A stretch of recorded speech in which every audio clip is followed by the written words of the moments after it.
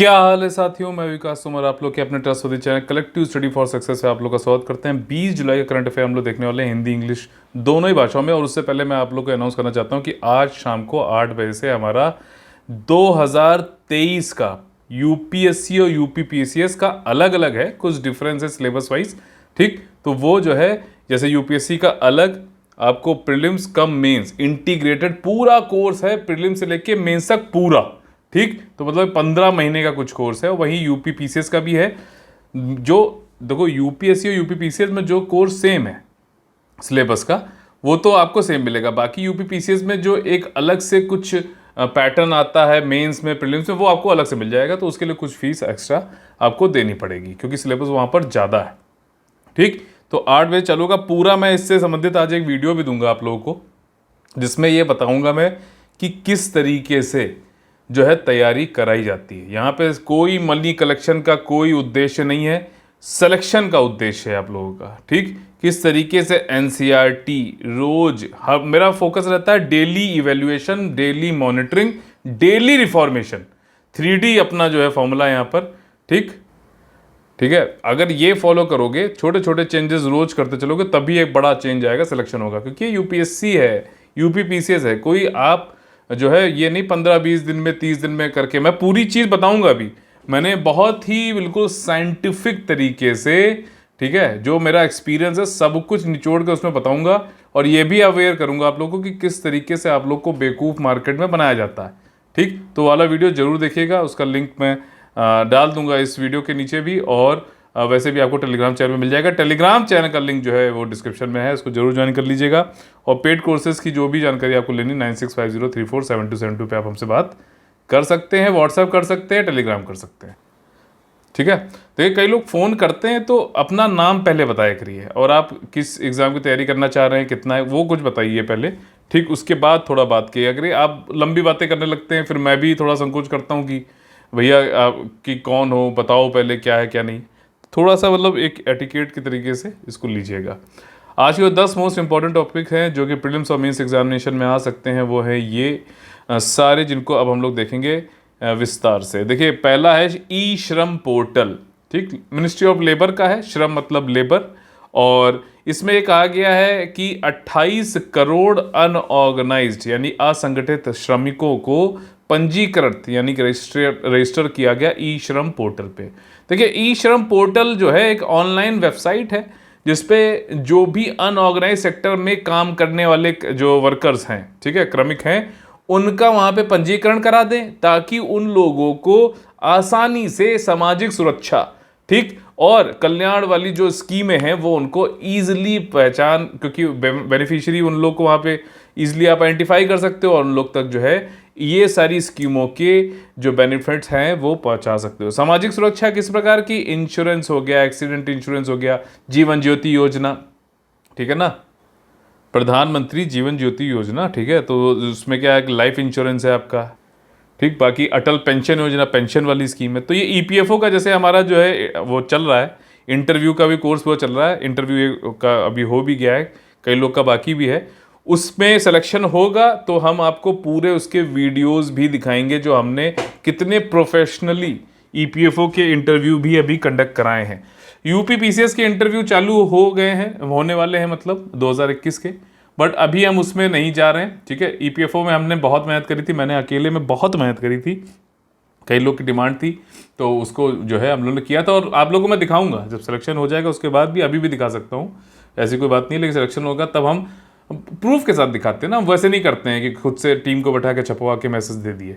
तो ये सारी चीज़ें हैं। खैर, तो यहाँ पर देखिए क्या है कि मतलब इन्होंने लोकसभा में आंसर करते हुए बताया कि हमने पोर्टल क्यों बनाया है। इसी के साथ साथ प्रधानमंत्री स्वनिधि योजना, ये यूपीपीसीएस के इस बार के प्रीलिम्स क्वेश्चन पेपर में भी पूछा गया था।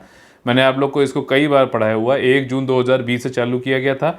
इसमें जो भी ऐसे बताशे वाले, पानीपुरी वाले जो स्ट्रीट वेंडर होते हैं ना, सब्जी लगाने वाले, उन लोग को एक कार्यशील पूंजी वर्किंग कैपिटल का लोन दिया जाता है, ऋण, यानी कि उनको कुछ वापस वो पैसे करने हैं। ठीक, लेकिन कोई कोलेट्रल नहीं मांगा जाता है कि अगर नहीं पैसे वापस करोगे तो हम ये रख लेंगे, गिरवी नहीं रखना पड़ता है कुछ। और सरकार जो है इस पर अगर आप टाइमली देते हो अपना लोन वापस कर देते हो तो इंटरेस्ट सबवेंशन भी होता है, मतलब इंटरेस्ट कुछ कम देना पड़ता है आपको, बाकी का सरकार जो है दे देती है। ठीक, जो लोन दे रहा भैया उसको तो मिलना चाहिए ना पूरा ऋण। तो ये चीज़ है। और कोविड की वजह से जो लोग परेशान हो गए थे, स्ट्रीट वेंडर जिनकी आमदनी मतलब क्योंकि कोई बाहर निकल नहीं रहा तो करें क्या, तो उनके लिए था ये। ठीक है, और इसमें भी 30 लाख लोन जो है दिए जा चुके हैं पीएम स्वनिधि योजना के अंतर्गत। 3600 करोड़ जो रुपया इसमें बांटा गया है, 30 लाख बेनिफिशियरीज को 11 जुलाई इस महीने के। ठीक है, नेक्स्ट जो हमारा टॉपिक है स्प्रिंट चैलेंज। स्प्रिंट क्या है भाई साहब? स्प्रिंट देखो आसान भाषा में समझाऊं तो नेवी में, नौसेना में जो भी टेक्नोलॉजी है वो स्वदेशी हो। ठीक है, अब हम लोग खुद वो टेक्नोलॉजी बनाएं, इसके लिए जो एक चैलेंज रखा गया है वो नाम है स्प्रिंट चैलेंज। ऐसे याद रखना, स्प्रिंट में एन जो है वो नेवी से संबंधित है, और टी जो है वो टेक्नोलॉजी संबंधित है, और आई जो है वो इंडिजिनियस से संबंधित है। तो आप देखो कितना बढ़िया देखो बन गया यहाँ पे। ये होता है मतलब जब पढ़ना का क्या कह सकते हैं, देखो यहाँ पे INT क्या है स्प्रिंट में? इनोवेशन, ठीक, इंडिजिनस नेवल टेक्नोलॉजी। अब इसका फुल फॉर्म भी देख लेते हैं, हो सकता है उसमें भी कुछ ऐसा ही दे रखा हो, थोड़ा सा अलग है। Supporting pole vaulting. अब पोल वॉल्ट वाला गेम मत समझ लेना इसमें। Pole vaulting in R&D, research and development through innovation for defence excellence, NIIO and technology development acceleration cell. तो इन तीनों का मिलकर है, और वही है आपका नेवी में इंडिजिनस टेक्नोलॉजी को बढ़ावा दिया जाए। और उसके लिए जो है एक संस्था भी है, डिफेंस इनोवेशन ऑर्गेनाइजेशन, NIIO के साथ में मिलकर कम से कम 75 नई स्वदेशी टेक्नोलॉजी प्रोडक्ट को बनाना चाहते हैं। ये इनका एम है। ठीक, तो अभी यहाँ पे स्वावलंबन एक संगोष्ठी सेमिनार हो रहा था न्यू दिल्ली में, वहाँ पे मोदी जी ने स्प्रिंट चैलेंज चलाया, जो कि किससे संबंधित है? नेवी संबंधित। INT याद रखना, इंडिजिनस नेवी टेक्नोलॉजी। ठीक, ऐसे याद रहेगा। ठीक, अगला टॉपिक है main streaming millets in Asia and Africa. देखो नीति आयोग, अब इसमें संस्थाएं याद रखो क्योंकि हो सकता है इसमें पूछ ले कि एशिया और अफ्रीका में मिलेट को जो है हम एक उसका बाजरा का जो है उत्पादन बढ़ाना चाहते हैं, मेन स्ट्रीमिंग करना चाहते हैं कि बाजरा लोग ज़्यादा उगाएं और ज़्यादा उसका उपभोग करें। तो इसके लिए कौन सी इंस्टीट्यूशन इन्वॉल्व है? तो नीति आयोग और वर्ल्ड फूड प्रोग्राम इंडिया। ठीक, ये दोनों लोग इन्वॉल्व हैं। इन्होंने लॉन्च किया mapping and exchange of good practices कि भैया मेन स्ट्रीम बाजरा। और आप लोग मैंने बताया भी है ईयर ऑफ मिलेट कौन सा है, इंडिया ने प्रपोज किया था 2023 ईयर ऑफ मिलेट प्रपोज्ड है। पक्का क्वेश्चन आएगा, स्टेट पीसी एग्जामिनेशन में पक्का आएगा, यूपी PCS में भी आ सकता है। ठीक है, तो ये चीज़ है इसमें। देखिए मिलेट एशिया और अफ्रीका में 19 जुलाई को यहाँ पे हाइब्रिड इवेंट में इस पर कहा गया कि भैया गुड प्रैक्टिसेस है, मिलेट को बढ़ावा दो, बढ़िया है। और न्यूट्रिशन भी रहता है, फूड सिक्योरिटी, न्यूट्रिशनल सिक्योरिटी, सारी चीज़ें होती हैं। और इसमें कई सारे जो देश के जो विज्ञान, कृषि विज्ञान से संबंधित हैं, आपका एग्रीकल्चर रिसर्च संबंधित है, फार्मर प्रोड्यूसर ऑर्गेनाइजेशन है, गैर सरकारी संगठन है, ICRISAT है। ICRISAT क्या होता है? International Crop Research Institute for Semi Arid Tropics. इसका हेडक्वार्टर हैदराबाद में है। H for headquarter, H for Hyderabad. Trick विक जो है थोड़े बहुत करनी चाहिए यूज़। ठीक है, किसी को झूठ बोल के ट्रिक नहीं करना चाहिए, ट्रिक जो है याद करने के लिए होना चाहिए। खैर, घाना देखो अभी उन्होंने पीछे पड़ा था, फिर से अभी ये न्यूज़ में है। लेकिन न्यूज़ में क्यों? क्योंकि यहाँ पर एक नई बीमारी फिर से दिखने लग गई है। बीमारी है Marburg virus disease. Marburg virus disease ये इबोला जैसी होती है। इबोला में क्या था? फ्लूइड से जो है वायरस एक दूसरे के ऊपर मतलब फैल जाता है, संक्रमक हो जाता है। पहले दो केसेस मारबर्ग वायरस के हमें दिखे हैं, इबोला जैसी डिजीज़ है घाना में। ठीक, घाना का हम लोग ने उस दिन वो भी देखा था कि क्या क्या इसमें जो है कौन कौन से कंट्री से टच करते हैं। नाइजीरिया टच नहीं करता है, आपका बेनिन भी टच नहीं करता है। मैंने कहा था याद रखना, इस तरीके से याद आया जाता है। गल्फ ऑफ गिनिया के पास में वेस्ट अफ्रीकन कंट्री है, आक्रा इसकी जो है कैपिटल है, लेक वोल्टा यहाँ पर है, और जो है आपका कोटे दे अवरे या फिर Ivory Coast, Burkina Faso, Togo, इन सबसे टच करता है। ठीक है, नॉर्थ में बुर्किना फासो है। तो ये सेकेंड टाइम यहाँ पर डिटेक्ट किया गया है मारबर्ग वायरस। अब देखो वैसे तो ये इबोला है, फिलो वायरस जैसा है, वायरस उसमें लिखा ही हुआ है। फैटल हेमरिक फीवर है, नसें फट जाती हैं जो है आपके ब्रेन की। ठीक है, और इसमें जो है चमगादड़ होता है, राउसेटस करके चमगादड़, वो इसका एक नेचुरल होस्ट माना जाता है मार्बर्ग वायरस का। मतलब ये चमगादड़ के अंदर वायरस रहता है, ये फिर फैलाता रहता है इधर उधर। लेकिन पहली बार जब इसको हमें डिटेक्ट किया, जब पहला ह्यूमन इन्फेक्शन इसने किया, तो युगांडा से, ठीक, जर्मनी में बेलग्रेड में कुछ हरे बंदर, अफ्रीकन ग्रीन मंकीज को इंपोर्ट कराया गया। ठीक, होता है ना, कई लोग वो कहते हैं कि हम पेट पालेंगे तो हम हरा बंदर पालेंगे, इस टाइप से। तो जर्मनी लेके गए, ठीक है, जर्मनी। और जर्मनी में कौन सी जगह थी? Marburg, Frankfurt in Germany. तभी के लिए इसको मारबर्ग वायरस बोलते हैं। लेकिन ये, और अभी चमगादड़, रोसेटस जो चमगादड़, उसमें पाया जाता है। लेकिन पहला जो केस हुआ था उसमें युगांडा से ग्रीन मंकी को इंपोर्ट कराया गया। ठीक, कहां पर? जर्मनी के शहर मारबर्ग। तो उसी के नाम पे मार्बर्ग वायरस डिजीज ये रख गया है। ठीक, ऐसे याद रखना। बेलग्रेड सर्बिया में भी पहले पाया गया था। 2 से 21 दिन में सिम्टम दिखते हैं। बहुत तगड़ा हेडेक होता है भाई साहब, और फर्टिलिटी रेट जो है 100 में से 50 लोग मर जाते हैं। अभी इसका एंटीवायरल ट्रीटमेंट कोई अप्रूव्ड नहीं है। ठीक, मतलब वही है, हिट एंड ट्रायल वाला मेथड रहता है। और इसमें वही है कि पानी वानी, रिहाइड्रेशन, ओरल इंट्रावेनस फ्लूइड्स पीते रहो, अन्यथा जो है परलोक भी सुधार सकते हो आप।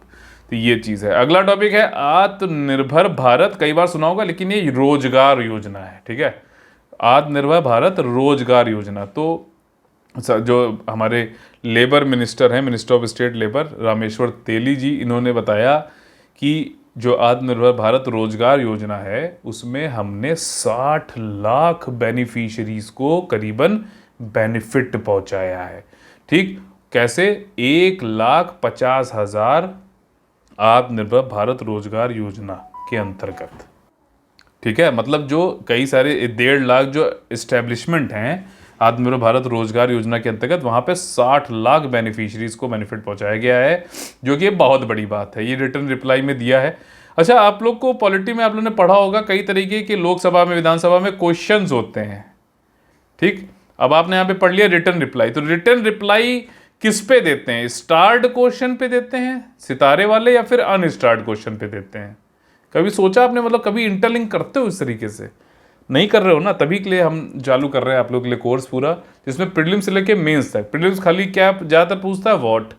लेकिन आपका मेंस क्या है, जिसकी वजह से आपकी मेरिट लिस्ट बनती है, वो पूछता है व्हाई। ठीक, कॉन्सेप्ट पूछता है, इंटरलिंकिंग पूछता है, आपको प्रोड्यूस करने पड़ते हैं वहाँ पे पॉइंट्स। तो ये सारी चीज़ें कैसे याद होंगी? मैं जैसे बताता हूँ ना, इंटरलिंकिंग करके, समझ के, अंडरस्टैंडिंग से। और ये सब चीज़ें शॉर्टकट से नहीं आती हैं, समझ गए? तो इसलिए जो है 2 बजे वाला जो वीडियो आएगा उसको ज़रूर देखना। काफ़ी आपके जो चक्षु है, जो अवेयरनेस है, जो आपके अंदर कमी है अभी, लोग मार्केट में आपको वही चीज़ बताते हैं जो आप सुनना चाहते हो या फिर आपको लुभावनी लगे, तो उन सब के लिए आपको जागरूक भी करूँगा, वाले देखिएगा जरूर वीडियो। ठीक है, तो यहाँ पर क्या है कि रिटर्न रिप्लाई है, तो इसमें अनस्टार्ड क्वेश्चन है। ठीक, स्टार्ट क्वेश्चन होता तो जो मंत्री महोदय हैं उनको वहीं पर तुरंत ही जवाब मौखिक रूप से देना पड़ता। ठीक है ना, ये नहीं कि छपवा के सेक्रेटरी को बोल दिया और दे दिया गया। ठीक, वो जाता उनके ही बिहाफ पे है, लेकिन वो रिटर्न वाला अनस्टार्ड क्वेश्चन में होता है। ठीक है, तो ये चीज़ है। हालांकि स्टार्ट क्वेश्चन वाले में सब्सिक्वेंट अगर बात होती है तो चलो खैर आप पढ़ लेना उसे, जितना मैंने बताया वो जरूरी था यहाँ पर। तो ये 1 अक्टूबर 2020 को लॉन्च करी गई थी, रोजगार को बढ़ाने के लिए लॉन्च की गई थी। कोविड की वजह से जो रोजगार जो खत्म हो गया उससे निपटने के लिए 31 मार्च इस साल के जब तक था तब तक जो डेटा आया है वो 60 लाख तक का आया, रजिस्ट्रेशन जो बेनिफिशरीज का हुआ है। और इसके अंतर्गत सरकार 27 लाख करोड़ रुपए का जो है स्टिमुलस दे रही है। 27 लाख करोड़, जीरो मत गिनना, ठीक है? जीरो हम लोग के लिए होते हैं, इन लोग के लिए करोड़ होते हैं। ठीक है, तो ये चीज़ है। और ये पैकेज में बहुत सारी चीज़ें, स्कीम, प्रोग्राम, पॉलिसी, सब कुछ है। बस यही है कि रोजगार जो है सर्जन करना है।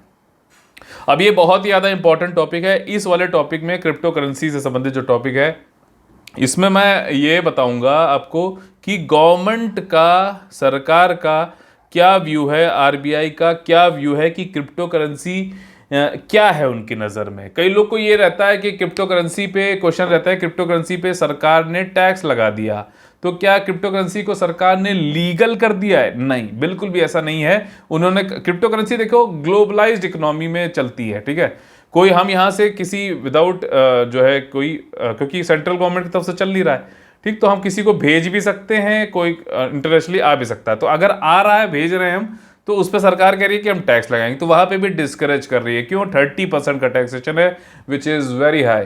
उसके अलावा दूसरी चीज ये है कि इसमें जो है, अब इसको हम ये नहीं कह सकते कि टैक्स लगा दिया है तो ये एक इलीगल, मतलब या फिर लीगलाइज कर दिया गया, नहीं, we can not say that. कोई लॉ नहीं आया है। कोई लीगल इलीगल चीज तब होती है जब कोई लॉ आए, ठीक, और उसको लॉ बनाने वाले जो लोग हैं, जैसे जो उसके लिए सक्षम होने चाहिए, पार्लियामेंट का लिस्ट में आता है, यूनियन लिस्ट में आता है तो पार्लियामेंट के द्वारा बनाना चाहिए, और अगर राज्य लिस्ट में आता है तो स्टेट लेवल पे बनाना चाहिए, और जो सक्षम गवर्नमेंट है वो बनाए उस लॉ को, और उस लॉ में कहा जाए कि क्रिप्टो करेंसी इज इलीगल, तब वो इलीगल माना जाएगा। I hope you got to understand the difference between anything which is legal और illegal in India. It is based on the rule of law. If there is some law which says that it is illegal और banned, then it is only illegal. ठीक, अगर नहीं कहा गया है तो हम ये नहीं कह सकते कि इलीगल है।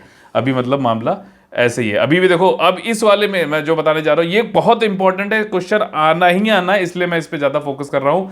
क्रिप्टो करेंसी पर यहां पर आरबीआई का व्यू लिया गवर्नमेंट ने, और आरबीआई ने बोला है गवर्नमेंट से कि क्रिप्टो करेंसी देश की अर्थव्यवस्था को तहस नहस कर सकता है, काफी अस्थिर, डिस्टेबलाइजिंग इफेक्ट ला सकता है, काफी ज्यादा जो है इसके एडवर्स इफेक्ट हो सकते हैं। यहां तक कि कहा है कि हम क्रिप्टो करेंसी को करेंसी मानते ही नहीं है, क्योंकि मॉडर्न वर्ल्ड में करेंसी वही है, फिएट करेंसी वही है जो गवर्नमेंट, सेंट्रल बैंक के द्वारा निकाली या फिर जो है रिलीज करी जाती हो।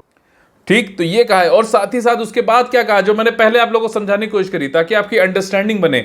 उन्होंने कहा है आरबीआई ने गवर्नमेंट से कि गवर्नमेंट प्लीज आप एक लॉ बनाओ कि cryptocurrency is illegal in India. You got to know कि क्या मैं पहले कह रहा था, अब आपको पूरी बात यहां पे समझ में आ गई है।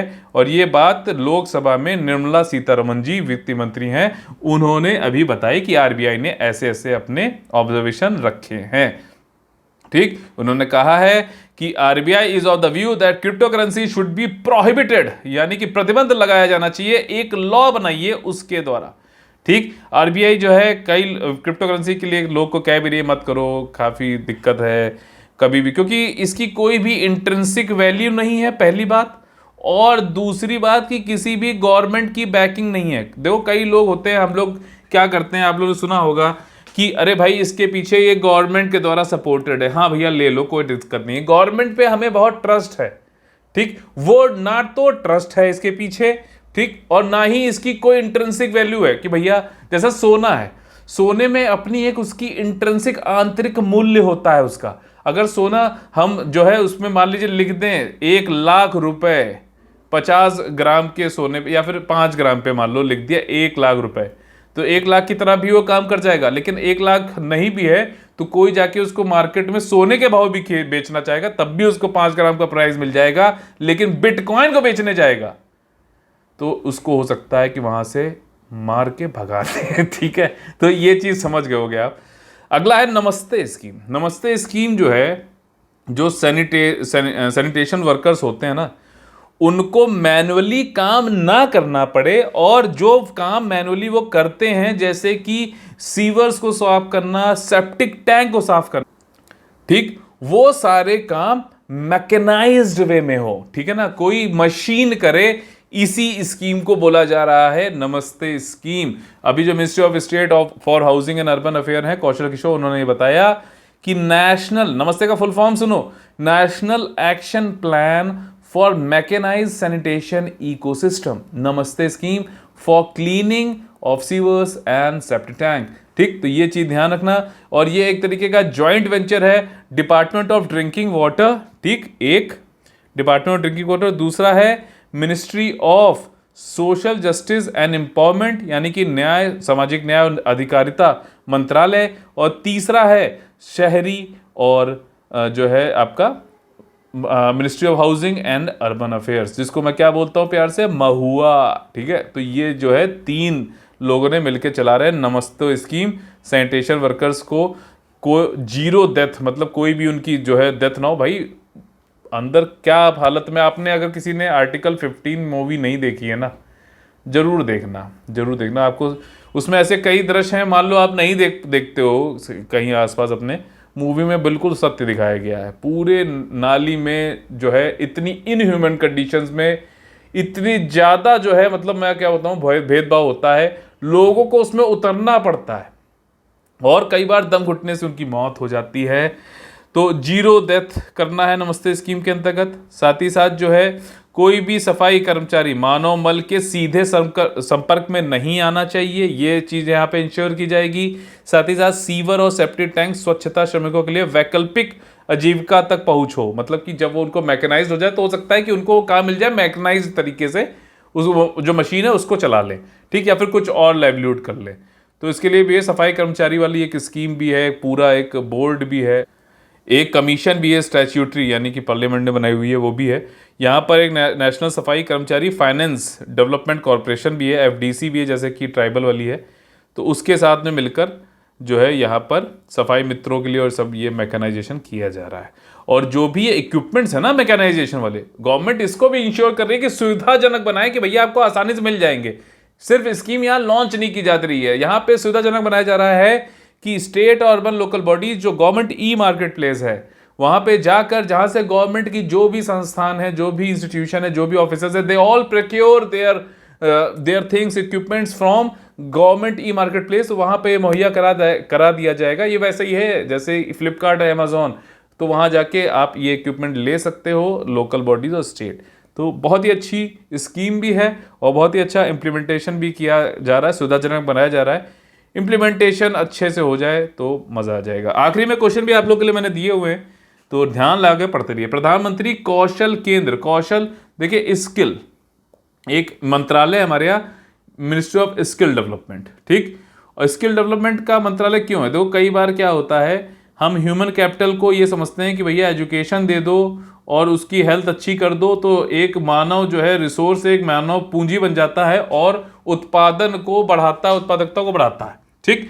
लेकिन हमें जो है बदलते वक्त के साथ में और आज के टाइम पे जब जो है टेक्नोलॉजी बहुत तेजी से चेंज हो जाती है, तो हमें स्किल्स भी लगातार अपनी अपडेट, या तो कई नई स्किल्स सीखनी पड़ जाती हैं, या फिर जो हमारे पास स्किल ऑलरेडी है उसको लगातार हमें अपग्रेड करना पड़ता है। तो एक मंत्रालय अलग से बनाना बहुत ज़रूरी था, जैसा किया गया है। और उन स्किल्स को पहुंचाने के लिए, ठीक, लोगों तक कई सारे केंद्र सेंटर बनाए जाते हैं, स्किल जो है डेवलपमेंट सेंटर। और उसी बात की जा रही है कि देश में 818 प्रधानमंत्री कौशल केंद्र हैं, ठीक, जो कि मॉडल ट्रेनिंग दे रहे हैं। और इन जो है 818 में 722 प्रधानमंत्री कौशल केंद्र जो है 760 डिस्ट्रिक्ट में 36 स्टेट और यूनियन टेरिटरीज में बनाए गए हैं, ठीक। तो मतलब इनकी रीच भी हर जगह है, ये बताया जा रहा है। 71 लाख कैंडिडेट को यहाँ पे प्रशिक्षण दिया गया है पिछले 3 सालों में। कौशल भारत कुशल भारत स्किल इंडिया कैंपेन का मोटो है, कौशल भारत कुशल भारत। नेक्स्ट टॉपिक इज बहुत अच्छी टॉपिक है और इसमें सारी जानकारी जो है ना इससे संबंधित, मान लीजिए क्वेश्चन पूछ सकता है कि बताइए कौन से स्टेटमेंट सही हैं PM cares for children scheme से संबंधित, तो वो सारे स्टेटमेंट कौन कौन से बन सकते हैं, यहां से बन सकते हैं। इतने अच्छे हैं, मैं सच बता रहा हूं, अगर आपने इसको ढंग से नहीं पढ़ा है तो अब पढ़ लीजिए, क्योंकि यहाँ वाले कई सारे स्टेटमेंट आपने पहले से नहीं पढ़े होंगे। तो यहाँ पर देखिए ये बताया गया है कि पीएम केयर्स की scheme children for children scheme लाई गई थी।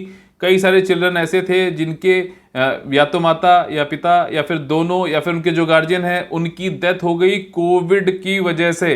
तो सरकार ने कहा कि हम पीएम केयर्स के अंदर जो फंड है वो उन बच्चों को देंगे, उनका उपयोग किया जाएगा, उनकी जो है एजुकेशन को, शिक्षा को सुनिश्चित करने के लिए, साथ ही साथ वो एक सम्मानजनक और एक सेल्फ डिपेंडेंट जो है जिंदगी जी सकें। 23 साल पे होने पर उनको एक 10 लाख रुपए भी दिए जाएंगे।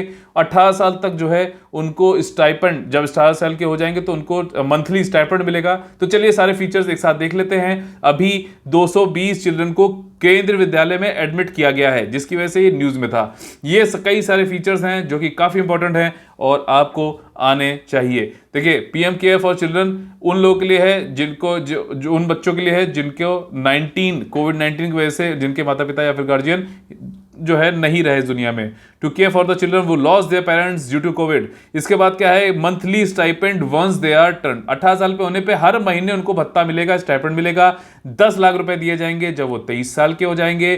फ्री शिक्षा दी जाएगी, इंश्योर की जाएगी इन चिल्ड्रंस के लिए। साथ ही साथ देखिए आयुष्मान भारत में आपने सुना होगा कि 5 लाख तक का जो है इंश्योरेंस मिलता है, वो वाली स्कीम इन बच्चों को भी यहाँ पे मिलेगी फ्री ऑफ कॉस्ट। जो है 5 लाख रुपए का इंश्योरेंस मिलेगा, हेल्थ इंश्योरेंस मिलेगा, जिसमें कि 18 साल तक ये लोग को 5 साल का आयुष्मान भारत के अंतर्गत हेल्थ इंश्योरेंस मिलेगा, और जो भी प्रीमियम है वो पीएम केयर फंड से दिया जाएगा।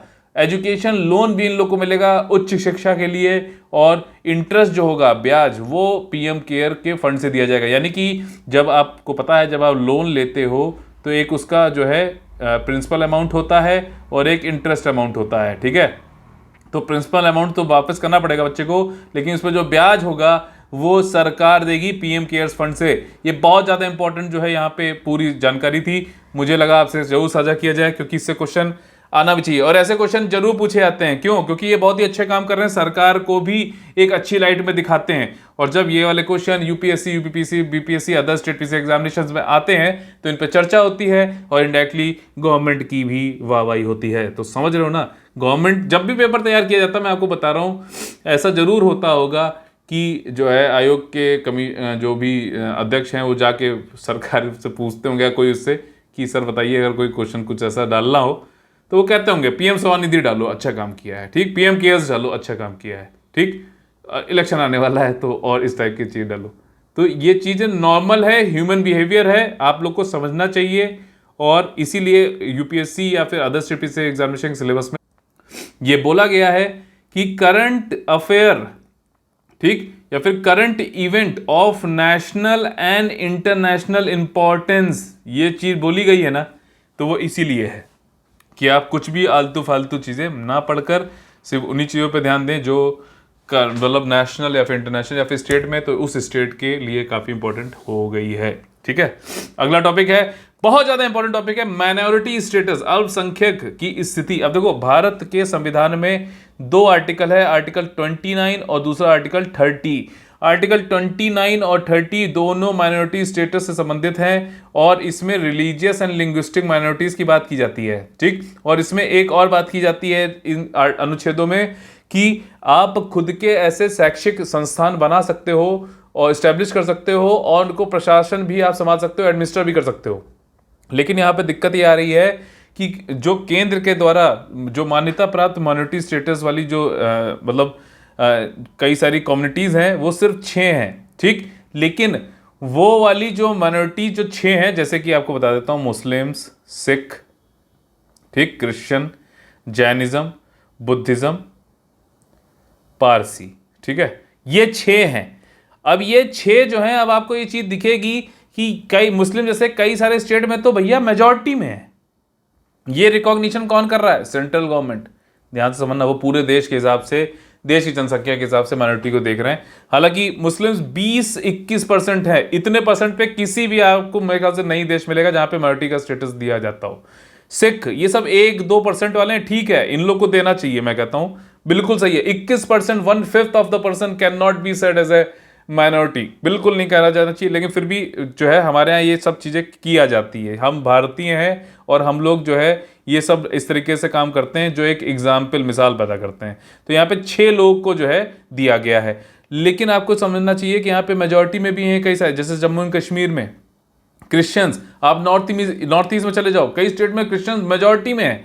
वहीं जो हमें मेजॉरिटी लगती हैं जैसे हिंदू, बहाइज्म, ठीक, तो ये जो है वैसे तो माइनॉरिटी स्टेटस नहीं मिला इनको, लेकिन ये लोग वाकई में अल्पसंख्यक हैं। अगर आप हिंदू चले जाएं, आप देख लो जम्मू एंड कश्मीर में, मिजोरम में, you will hardly find any Hindu और जो है बाइज्म वाले, वो लोग मेजॉरिटी पूरे देश के हिसाब से हो सकते हैं, बट स्टेट में अगर आप देखो तो वो लोग माइनॉरिटी। यहीं पे यहाँ पर सुप्रीम कोर्ट ने बहुत ही एक जो है तगड़ा डिसीजन लिया है। उन्होंने कहा है कि जो माइनॉरिटी का स्टेटस है ना, वो स्टेट डिपेंडेंट होना चाहिए, रिलीजियस और लिंग्विस्टिक बेसिस पर।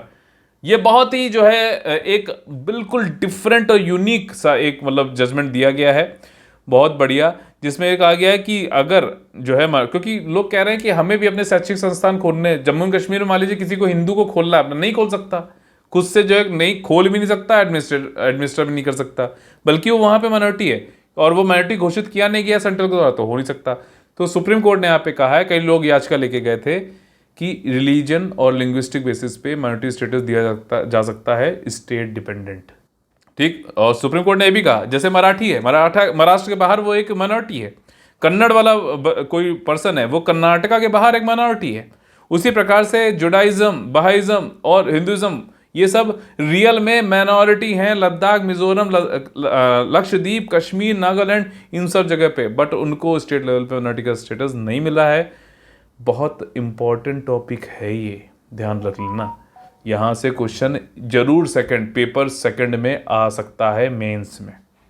ठीक, और एक चीज़ और ध्यान रखना, आर्टिकल नंबर 29 ये सिर्फ और सिर्फ माइनॉरिटीज़ के लिए हो ये जरूरी नहीं है। देखो आर्टिकल 30 में एक आ जाता है कि शैक्षणिक संस्थान यानी कि एजुकेशनल इंस्टीट्यूशन आप इस्टेब्लिश कर सकते हो और एडमिनिस्टर कर सकते हो, लेकिन आर्टिकल नंबर 29 स्पेसिफिकली माइनॉरिटीज़ के लिए नहीं बोला गया। हालांकि इन जनरल हम लोग मान लेते हैं, उसमें जो शब्दावली है उस पर ध्यान दीजिए। तभी मैं कहता हूँ कि आप लोग को आर्टिकल भी बेयर एक्ट से जरूर पढ़ना चाहिए, कॉन्स्टिट्यूशन में कैसे दे रखा है, any section of the citizens residing in territory of India और any part thereof having any section of citizens, ठीक, नागरिक होने चाहिए, कोई भी सेक्शन के हों, किसी भी टेरिटरी, भारत की टेरिटरी में कहीं पर भी हो, जिनके पास डिस्टिंक्ट लैंग्वेज, एक अलग लैंग्वेज हो, स्क्रिप्ट हो, लिपि हो, कल्चर हो उनका अपना, तो वो उनके पास ये अधिकार है कि वो उसको संरक्षित कर सकें।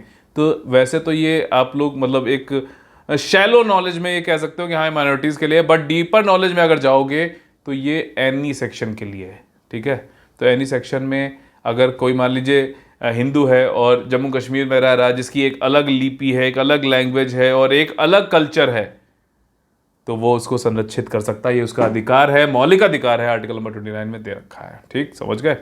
और एक साथ में मैंने जैसा आप लोगों को बताया है 2023 का जो है पूरा वीडियो जो है आप लोग को मैं दूंगा, किस तरीके से हम लोग वहाँ पे तैयारी करने वाले हैं, किस तरीके से हम अलग हैं, और मैं शर्त के साथ ये कह सकता हूँ जब मैं वाला वीडियो दूंगा, जो मैं उसमें तरीका बताने वाला हूँ, उसको भी लोग कॉपी पेस्ट करेंगे, कोई दिक्कत नहीं, कॉपी पेस्ट कर लेने दो, लेकिन कॉपी पेस्ट करने वाले कभी भी आपके डाउट सॉल्व नहीं कर पाएंगे, कभी भी आपको कब कौन सी चीज़ कब क्या देनी है नहीं कर पाएंगे, काबिलियत नहीं ला सकते कॉपी पेस्ट वाले।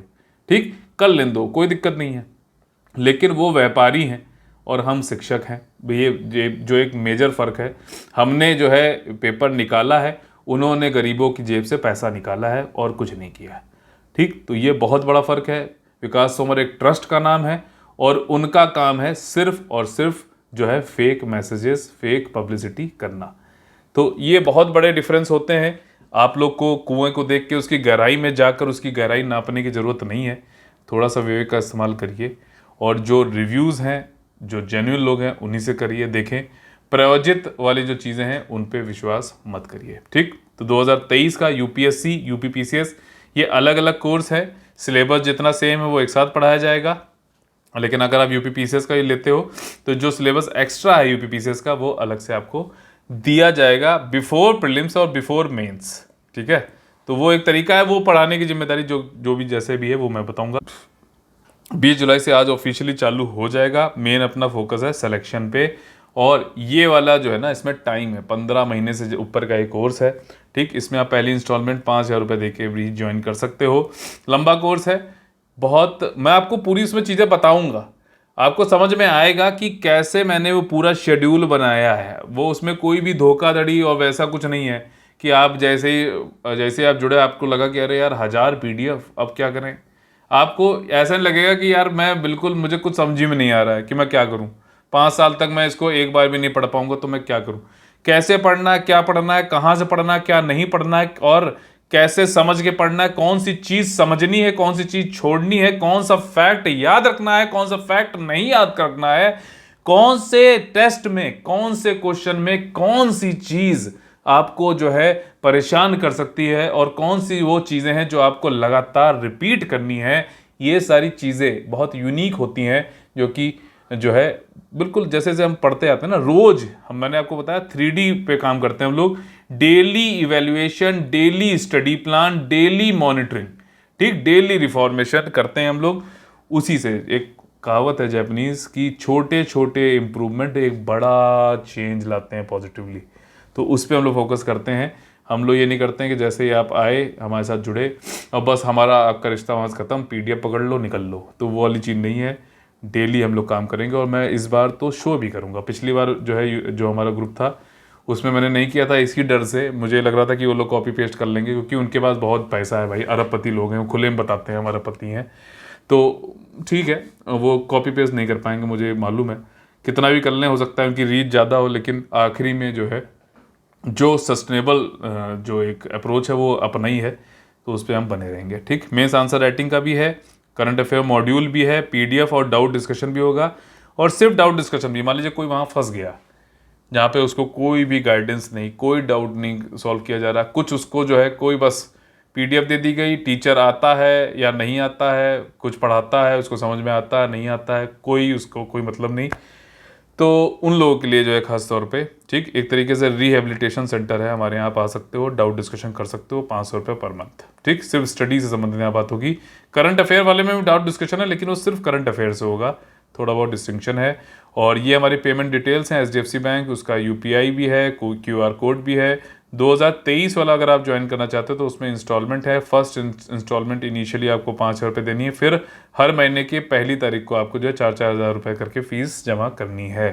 ठीक, तो उसमें प्लीज़ आप लोग वो करिएगा, बार बार मांगने की ना। देखिए मुझे ना मार्केटिंग आती है ना मैं करूँगा, मुझे जो आता है वो मैं इतने अच्छे से करूँगा कि खुद टाइम हो सकता है लग जाए, लेकिन खुद जो है लोग, आप लोग ही जो है मेरे वो करोगे। मुझे कभी ये नहीं करना पड़ेगा कि मैं कूद कूद के आके करूँ, सब मेरे से आया, सब कुछ फ्री में से ही आ गया, तो फिर कोचिंग बंद करो ना, फ्री वाले काफ़ी है।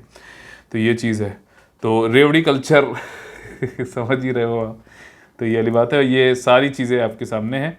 और आप अब क्वेश्चन देख लेते हैं और मोटिवेशन देख लेते हैं। नाकामयाब लोग, अब समझो, बहुत प्यार, बहुत बेहतरीन चीज़ यहाँ पे बताई गई है। नाकामयाब लोग दुनिया के डर से अपने फैसले बदल लेते हैं, समझना। ठीक, लोग दुनिया के डर से अपने फैसले बदल लेते हैं और कामयाब लोग अपने फैसले से दुनिया बदल देते हैं। तो हम लोग, ऐसा नहीं है कि आपको लग रहा हो कि यार इसने छोड़ दिया, सब जगह बेवकूफ़ी करी, ये किया वो किया, नहीं। अगर मेरे उसूलों के हिसाब से काम नहीं हो रहा था, सिर्फ पैसे छपाई के हिसाब से काम हो रहा था, ठीक, मुझे कोई आज़ादी नहीं थी काम करने की, कोई इनोवेशन, कोई सिर्फ इस डर से कि इस बंदे का नाम ना उठ जाए, इसको कोई लोग ना पूछने लगे, तो मैं नहीं काम कर सकता इस तरीके से। मैं काम करता हूँ ऐसे जिससे सिलेक्शन हो वाकई में, मनी कलेक्शन नहीं। तो चलिए क्वेश्चन यहाँ पर देखिए, ये है कि आपको बताने हैं कि 6 माइनॉरिटी कम्युनिटीज कौन कौन सी हैं जिनको मान्यता दी गई है सेंट्रल गवर्नमेंट के द्वारा। ठीक, दूसरा क्वेश्चन है ये, इसको, ये 2 मेंस के क्वेश्चन आप लोग के लिए है जो लोग मेंस मॉड्यूल में जुड़े हुए हैं आंसर राइटिंग के। List out government schemes with respect to employment in India. भारतीय जो है सिनेरियो में जो बेरोजगारी है या फिर रोजगार है, उससे संबंधित जो गवर्नमेंट है उसने कौन कौन सी योजनाएं निकाली हैं, उसको लिस्ट आउट करना है। यहाँ पे डायरेक्टिव वर्ड क्या है कि लिस्ट कर दीजिए, सिर्फ लिस्ट करती है, उनके बारे में बताना नहीं है। डायरेक्टिव वर्ड को भी जरूर जो है देखा करिए, क्योंकि उसी के अनुसार आपको आंसर करना होता है। व्हाट इज नमस्ते स्कीम? ठीक, नमस्ते, व्हाट इज नमस्ते स्कीम और how it can boost article 15 of Indian constitution. Comment, टिप्पणी करें, अपने तर्क रखें, लेकिन ये ना बोले कि मुझे ये लगता है, I can say, I can do, I can van, और ये सब नहीं करना है। आपको बताना है कि ऐसा ऐसा हो सकता है, दोनों तरफ की बातें बताओ और एनालिसिस करके जो है अपना कंक्लूजन कर दो। नमस्ते स्कीम क्या है वो बताओ। 2 इसमें पोर्शन है इस क्वेश्चन के।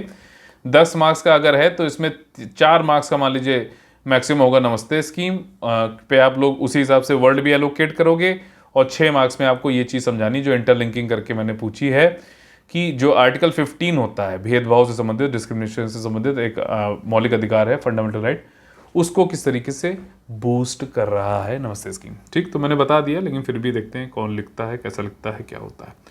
ठीक है, आज लोग को फिर से बताना चाहता हूँ कि 2023 का prelims cum mains UPSC UPPSC का जो हमारा इंटीग्रेटेड कोर्स चालू हो रहा है आज से। ठीक, उसका वीडियो भी मैं दूंगा आपको 2 बजे तक, जरूर उसको देखिएगा। चलिए, तो उसमें काफ़ी आप लोग को जागरूक भी करूँगा, अवेयर भी करूँगा और बताऊँगा भी कैसे हम लोग काम करने वाले हैं। जिनको कॉपी पेस्ट करना है वो तो करेंगे, ऑलरेडी कर रहे हैं। जेन्युइन जो है फीडबैक फ्रॉम जेन्युइन मेंबर, और पता नहीं क्या क्या, मतलब कुछ तो लिख लो यार। चलो कोई बात नहीं, अगले वीडियो में मिलते हैं, तब तक के लिए आप लोग से लेते हैं अलविदा। जय हिंद, जय Bharat, all the very best है, वंदे वंदे मातरम।